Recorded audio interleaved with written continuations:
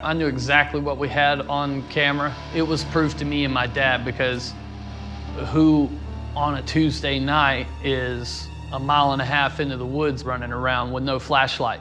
In 2007, search teams made a heartbreaking discovery in Minnesota's Beltrami forest.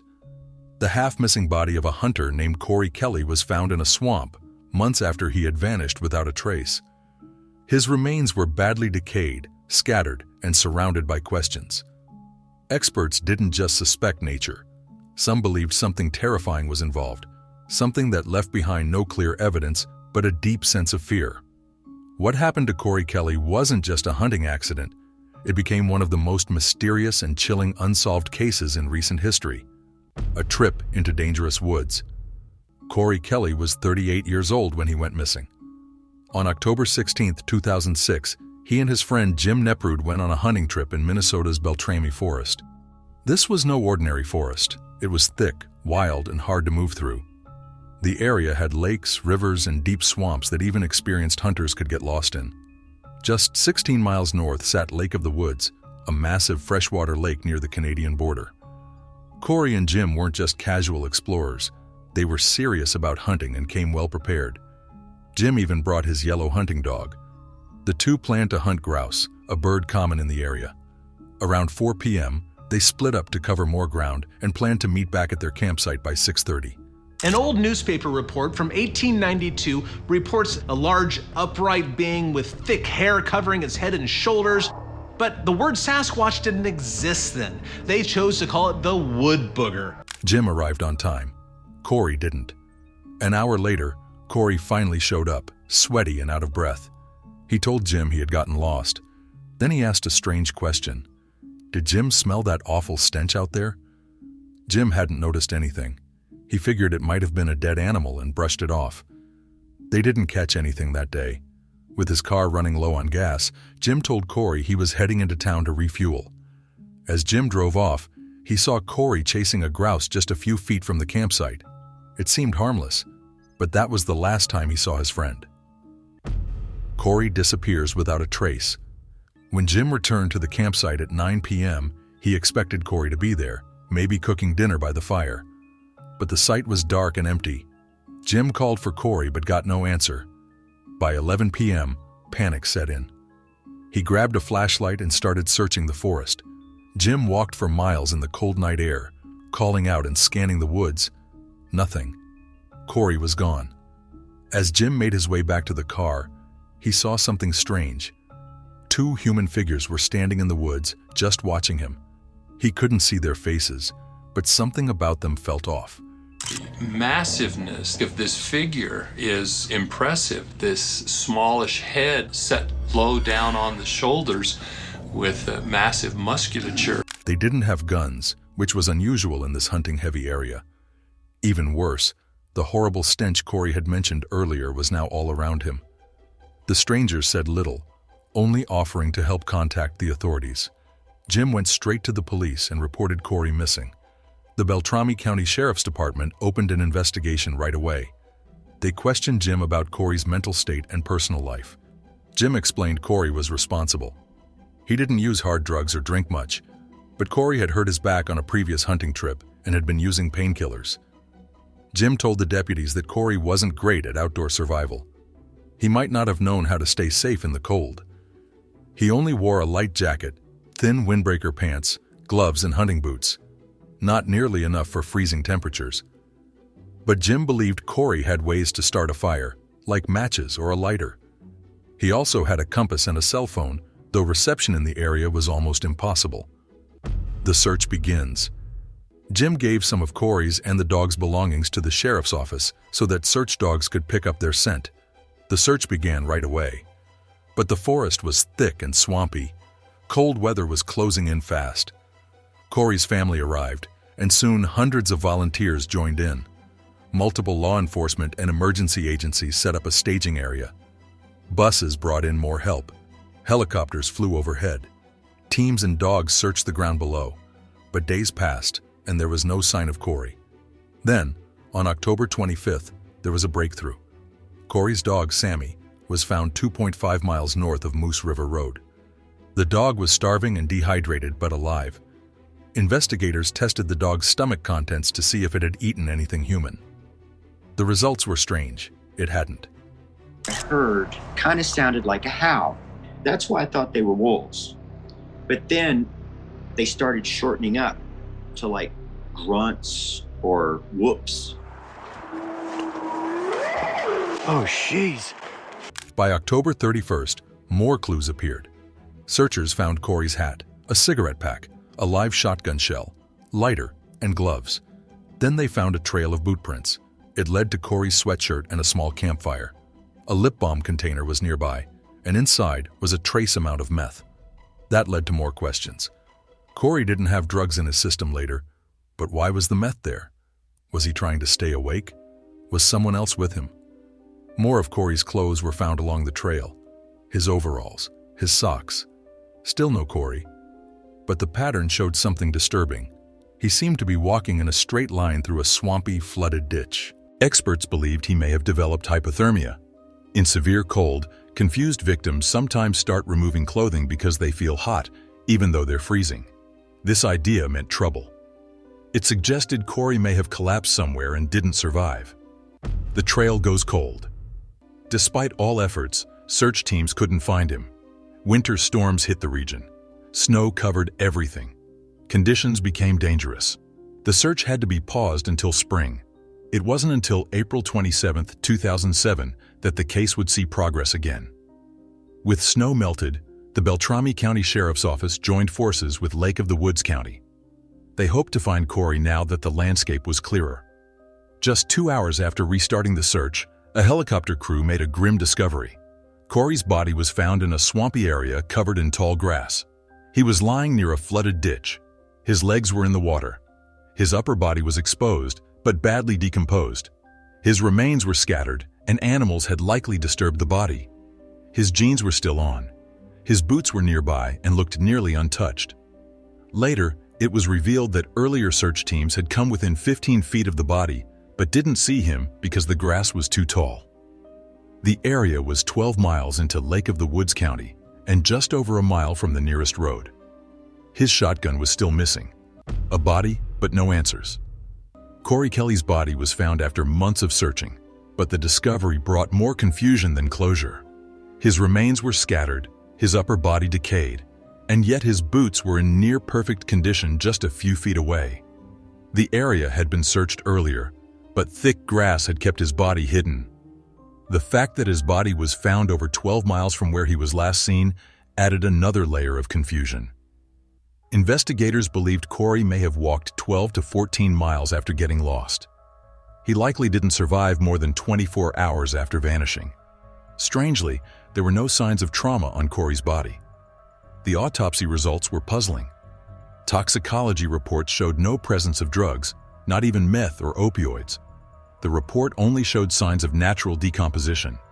This detail confused both authorities and searchers, especially since a small amount of meth had been found earlier in his belongings.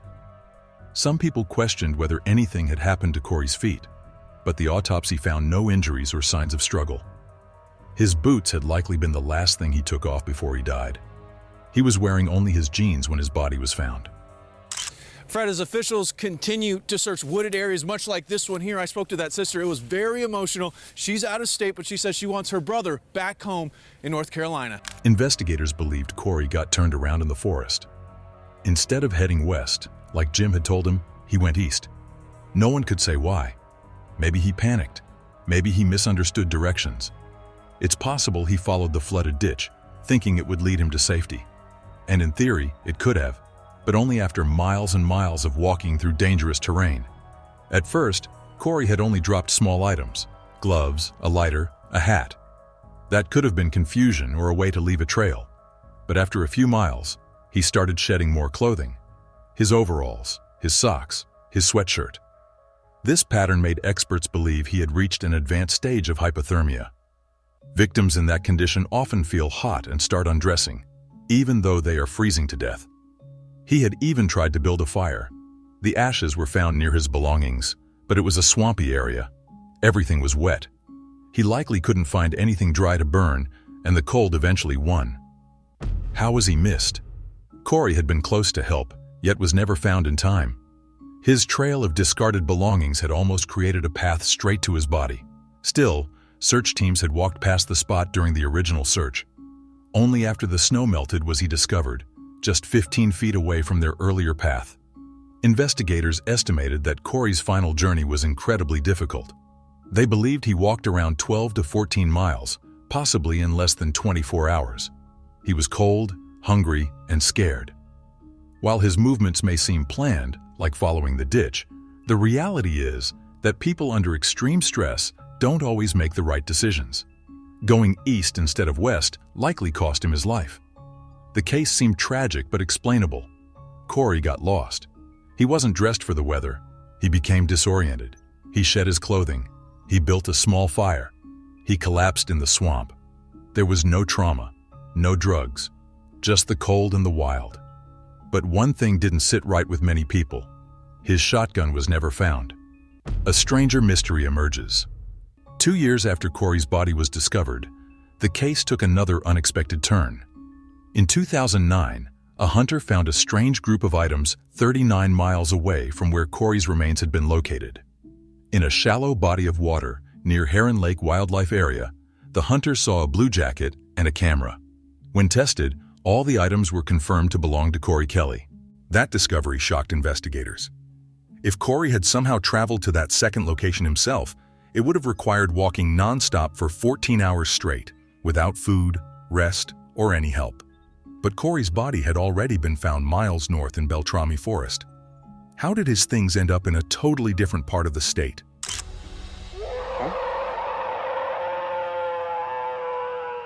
Police focused on the camera. They hoped it might hold clues. When the film was developed, some of the photos were ordinary. They showed trees, streams, and other parts of the woods. But other photos were different and disturbing. Some of the images showed what looked like nests or forest bedding. One photo had large, human-like footprints. Another appeared to show the entrance to a giant underground cave. The rest of the photos were hard to understand.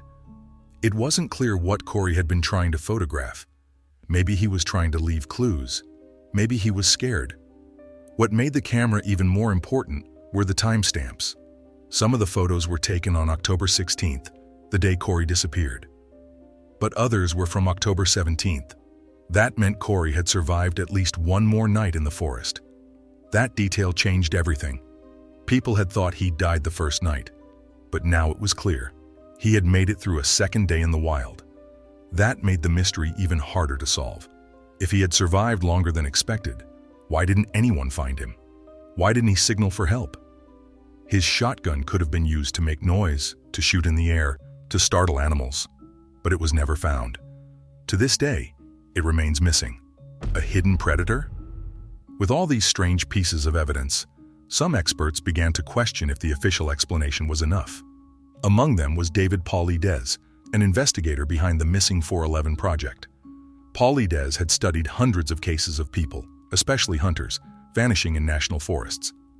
Many of the cases had similarities: sudden disappearances, strange weather, missing clothes, found cameras, and no sign of foul play. Pauly-Des believed Cory Kelly's case fit that pattern. He thought Cory might have been stalked by something real but hidden, something like the swamp ape. The swamp ape, also known as the skunk ape, been called the skunk ape, and there's been a lot of sightings over many years of what they describe as a Bigfoot type of creature. What they call that is the skunk ape, partly because it smells skunky. Is a creature said to live in southern U.S. marshes. People who report seeing it describe it as around 7 feet tall, slightly smaller than the northern Bigfoot found in the U.S. and Canada. But it has a powerful smell, something witnesses say is unforgettable. Some believe it lives in caves or underwater areas, making it almost impossible to track. And that smell? Cory had mentioned it before he disappeared. He had asked Jim if he had noticed an awful stench in the forest. Jim didn't think anything of it, but now that detail seemed much more important. Could that smell have been the swamp ape? Was Cory trying to escape from something watching him? Was that why he ran, left items behind, and died miles from help? No one knows. But that rifle? Still missing. A trail named for the lost. After Cory's body was found and the strange photos were developed, investigators closed most parts of the case. They believed Cory had died from hypothermia, lost in the swampy forest after taking a wrong turn. They suspected that animals had later scattered his items, but the unanswered questions didn't go away. Cory's missing shotgun, the odd smell, the two silent strangers, the trail of clothes, and now, belongings found 39 miles away. To honor Cory's memory, a long trail stretching from the center of Beltrami Forest to the Heron Lake Wildlife Area was named after him. The Kelly Trail served as a reminder of his final journey, the mystery he left behind, and the massive effort to find him. But for Jim Neprud, the friend who had last seen Cory alive, the events changed everything. He had only stepped away for gas, yet Cory vanished in those few short hours. Jim never hunted again. The guilt stayed with him. While many considered the case closed, others didn't. The discovery of the camera and the strange photos made some people ask deeper questions, especially David Paulides, who believed something more than nature was involved. He believed Cory's disappearance matched other cases from around the country, cases where people vanished in national forests under similar, strange conditions. Portlock's haunted past. As Cory's case stirred interest among Bigfoot researchers, some began comparing it to another mysterious place, Portlock, Alaska. Portlock had a long and terrifying history. It was once a busy settlement by the sea, but over time, the entire town was abandoned, again and again. People didn't just leave, they fled, terrified of something they couldn't explain. For centuries, people tried to live in Portlock, but the land felt cursed. Strange illnesses, horrifying deaths, and mysterious creatures were all part of the town's dark reputation. I really believe Portlock is evil. There's a lot of strange stuff happening down there. Portlock wasn't just another ghost town. It was one that seemed to fight back against those who tried to stay. The first known explorer to reach Portlock was a British captain named Nathaniel Portlock. He arrived in 1785 and gave the area its name. But what he and his crew experienced left them disturbed. They found signs of a native village, but no people. The land had everything a village would need: fish, animals, and clean water. But it was empty. Why? Still, Portlock's crew stayed. Soon after, they began falling ill, not just physically, but mentally. An overwhelming fear settled over the camp. The crew couldn't shake the feeling that they were being watched. Even the strongest men grew weak with dread. They begged to leave, and Captain Portlock eventually agreed. The land was abandoned. More disappearances. What happened to Portlock's crew wasn't a one-time event. Years before Portlock's arrival, Spanish explorers had also tried to settle in the same area. Like the British, they found the land full of resources. But they, too, noticed something was wrong. Soon after arriving, the Spanish team began hearing unsettling cries from the forest at night. At first, the sounds seemed distant. Then they grew louder, closer. The explorers became afraid. One by one, they started to leave. In the end, they all gave up and abandoned the area. The fear was real. The illness was real. But the source of that fear remained unknown. For generations, these stories kept people away from Portlock. Some said a creature lived in the woods. Others said the land itself was cursed. Either way, the area remained untouched. And yet, the stories didn't stop there. Over 80 years later, a group of Sugpiaq natives decided to try again. In 1867, they settled in Portlock, hoping to build a peaceful home. The area was full of food, clams, moose, and fish. At first, life seemed good. But then, the attacks began. The giants returned. The Sugpiaq villagers noticed a pattern. When food in the forest was plentiful, things were calm. But when animals grew scarce, the attacks returned, stronger and more violent than before. The villagers believed they were being hunted, not just by animals, but by giants. Ntinep is like Bigfoot, but with supernatural powers. I think what he is a demon of the forest. Portlock was cursed and Bigfoot's place and nobody goes there. These giants were said to come from the woods, attacking the village in search of food or people. Sometimes pets were taken. Sometimes people disappeared. The creatures didn't just steal, they destroyed. Eventually, the Sugpiaq gave up. In 1905, they abandoned Portlock for good. the land was left alone again. Years later, one event shook the entire region. A man named Andrew was found dead. His sled had been used to crush his skull. It was a large sled, far too heavy for a single person to lift alone. Yet, somehow, it had been picked up and used as a weapon. His dogs were found nearby, shredded. The sled itself had been flung far from the scene. Searchers were horrified. The damage was unlike anything they had seen. No normal animal could have done it. No person could have lifted the sled that way. That kind of strength? That kind of rage? It raised only one question. What kind of creature did this? Back to Beltrami. Patterns that match. The terrifying details of Portlock echoed parts of Cory Kelly's story. The overwhelming smell Cory had noticed, the silent figures in the woods, the missing shotgun, the strange photos showing footprints and hidden caves. The camera was found miles away. And most of all, the feeling that something had been watching. David Paul Lee Des believed these weren't just isolated cases. He thought a pattern was forming. Disappearances in forests, no signs of struggle, hypothermia, confusion, and missing clothes. Bodies found months later. Sometimes cameras, sometimes shoes, but always mystery. The swamp ape or skunk ape was a possible answer. Slightly smaller than northern Bigfoots, it was said to live in southern swamps. Its most famous trait was a terrible smell, strong and foul, impossible to ignore. We're doing the same sort of things as the people of the Pacific Northwest described. The most reasonable explanation for these different people describing the same animals is that they were describing the same animals. Sasquatches have a continent-wide distribution. Witnesses often described being overwhelmed by the odor before seeing the creature. Some researchers thought the smell came from a special gland that helped the creature stay hidden. Others believed it lived in underground caves or even underwater. That made it hard to track, hard to find, almost impossible to catch. Cory Kelly's case had no known predator, no human attacker, no evidence of an animal attack, no signs of trauma, just decay. But the stench, the one he mentioned to Jim, stood out. Was it just a rotting animal? Or was something else moving through Beltrami Forest, just out of sight? The mystery remains. Cory Kelly's case ended with more questions than answers. His body was found, but his shotgun was not. His camera turned up nearly 40 miles away. The strange photos, footprints, forest nests, a cave, offered no clear conclusion. Authorities settled on hypothermia, but the unusual clues, silent figures, missing gear, misplaced belongings, didn't fade. Experts like David Paul Lee Des believed this was no ordinary tragedy. To them, it fit a larger pattern of unexplained disappearances in the wilderness, where something hidden, something powerful, might be watching. Even now, the Kelly Trail stands as a reminder, not just of Cory's journey, but of a chilling possibility in the forests of Minnesota.